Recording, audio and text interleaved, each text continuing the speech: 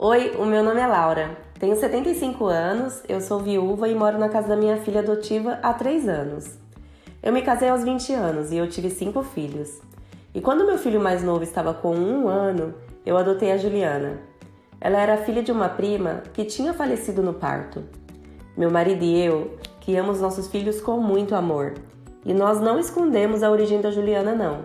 E nem a tratamos diferente dos nossos outros filhos. Ela sempre foi muito especial. Fizemos o possível para que os nossos filhos estudassem. Para isso, nós trabalhamos dia e noite, porque a gente queria que eles fizessem faculdade, que tivessem um futuro diferente do nosso. Aos poucos, nós fomos vendo os nossos filhos bem encaminhados.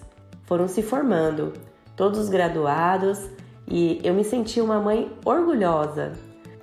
A última a se formar foi a minha filha adotiva. Ela era professora e ela sentia muito orgulho. Ela adorava lecionar. Fazia disso seu hobby diário.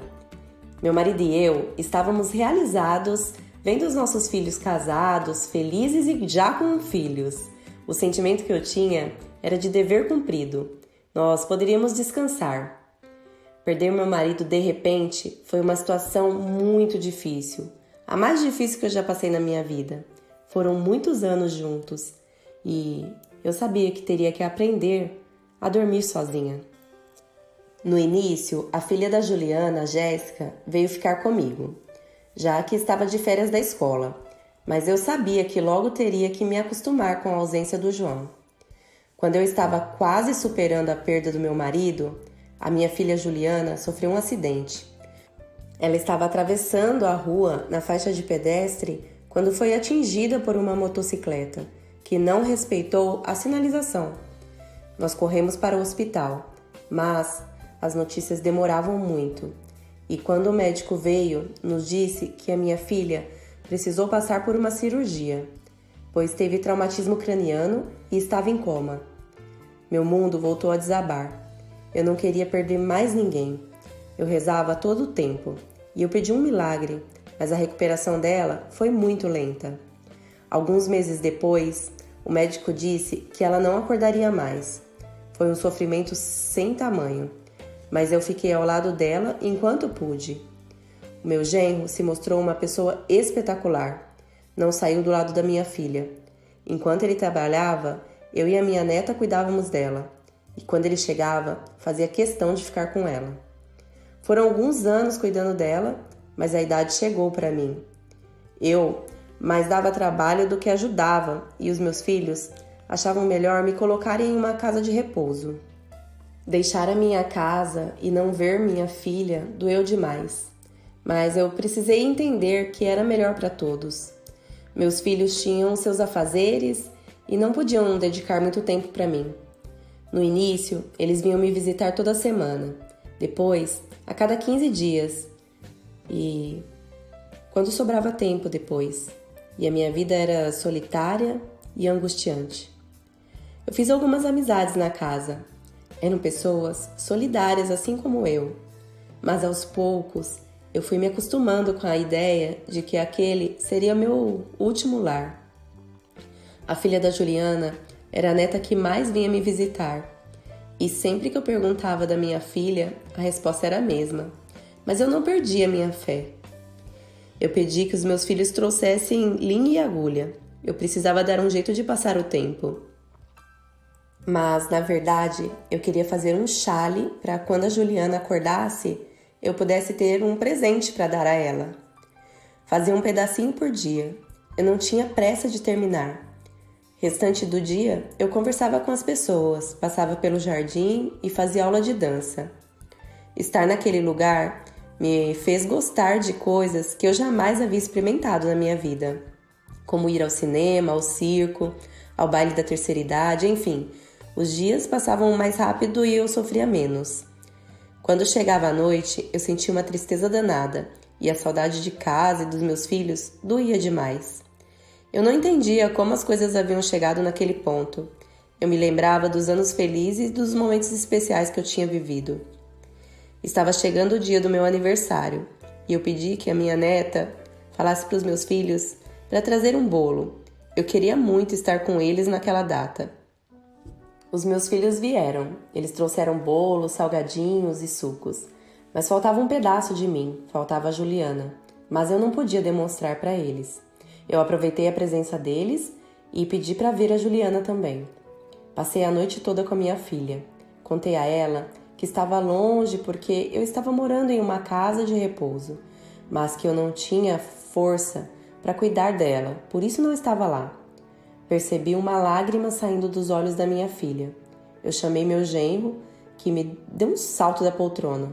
Quando falou com a Juliana, ela mexeu a mão.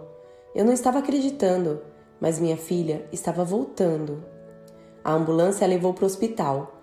Os médicos não queriam acreditar que a minha filha estava acordando, mas essa era a melhor coisa que podia acontecer. Em muitos anos, essa era a melhor noite da minha vida. Precisei voltar para casa de repouso, mas dessa vez eu estava bem feliz. Nada mais me deixaria triste. Contei a todos o milagre que estava acontecendo na minha vida e na vida da minha família. Dormi muito bem naquela noite e quando eu acordei, eu tinha a sensação de ter ficado 10 anos mais jovem. Eu estava com muita disposição e nenhuma dor e tristeza. Eu era pura felicidade. Pedi que a cuidadora ligasse para minha neta. Eu queria notícia e elas foram ótimas. Minha filha abriu os olhos. Agora ela precisava focar na reabilitação. Foram meses de fisioterapia para voltar a andar, a falar e a comer sozinha. Mas ela era tão forte que eu tinha certeza que ela conseguiria. Em 6 meses, ela já fazia quase tudo sem precisar de ajuda. Tudo o que eu fazia era agradecer.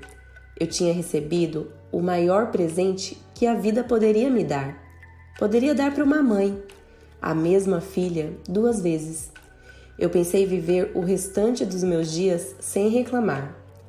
Aquela casa de repouso estava mais alegre, eu fiz novas amizades e finalmente eu aceitei que aquele era o meu lugar, pois eu sabia que a minha filha iria sempre vir me visitar.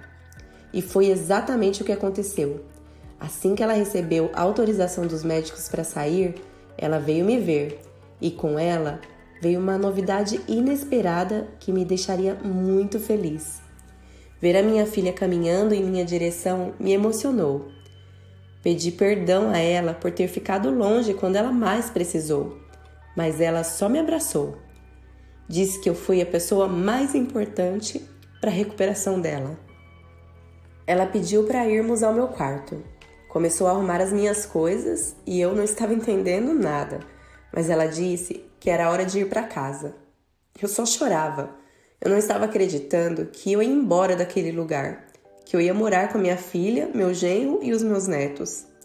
Era muita felicidade para o meu coração. Quando eu cheguei na casa dela, tinha um quarto preparado para mim e um jantar de comemoração. Eu comemorei em dose dupla. Primeiro, a recuperação da minha filha e depois, passar o restante dos meus dias ao seu lado. Aquela noite foi longa. Passamos horas conversando. Eu não sentia cansaço e nem sono. Eu queria que aquele dia não acabasse. Eu perguntei ao meu genro se ele se importaria da minha filha dormir comigo. A resposta vocês já sabem.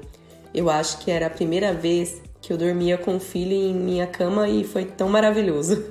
Se eu pudesse aconselhar alguma mãe, diria para fazer isso algumas vezes. Eles crescem rápido.